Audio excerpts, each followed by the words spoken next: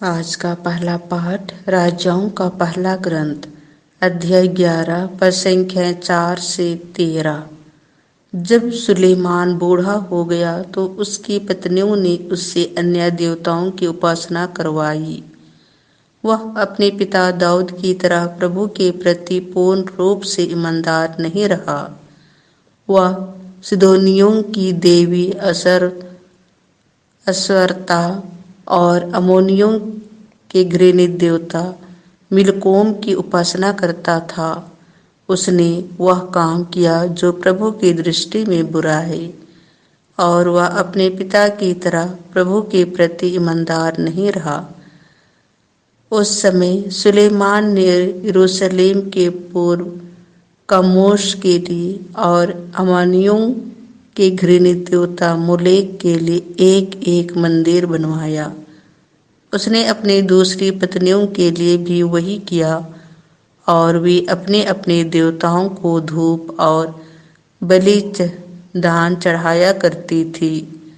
इसीलिए प्रभु सुलेमान पर क्रोध हुआ, क्योंकि वह इस्राएल के प्रभु ईश्वर के प्रति बेईमानदार नहीं रहा। ईश्वर सुलेमान को 2 बार दिखाई दिया, और उसने उस अवसर पर उसे अन्य देवताओं की उपासना करने से मना किया था, किंतु उसने उस आदेश का पालन नहीं किया था।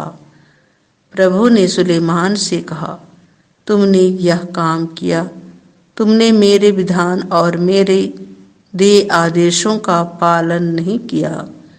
इसलिए मैं तुमसे राज्य छीन कर तुम्हारे सेवक को दे दूंगा, किंतु तुम्हारे पिता दाऊद के कारण मैं तुम्हारे जीवन काल में ऐसा नहीं करूंगा।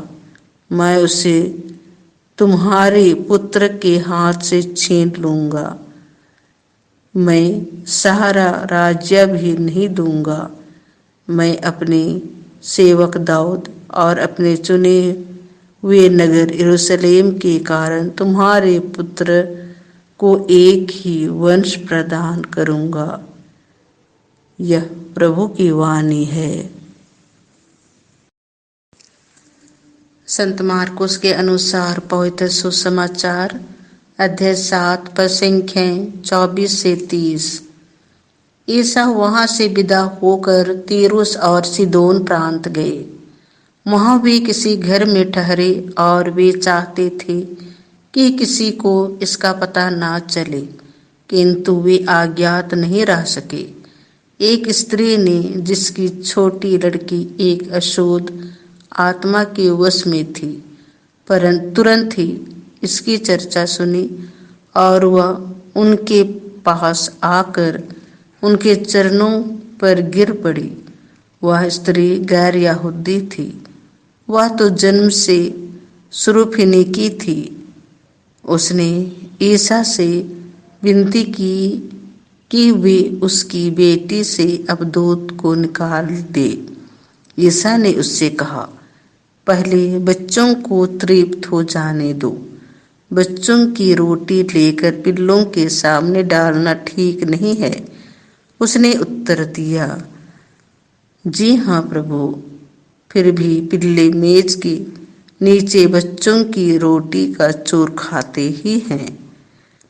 इस पर ईसा ने कहा, जाओ, तुम्हारे ऐसा कहने के कारण अबदूत तुम्हारी बेटी से निकल गया है। अपने घर लौटकर उसने देखा कि बच्ची खाट पर पड़ी हुई है, और अबदूत उससे निकल चुका है। यह प्रभु का सुसमाचार है।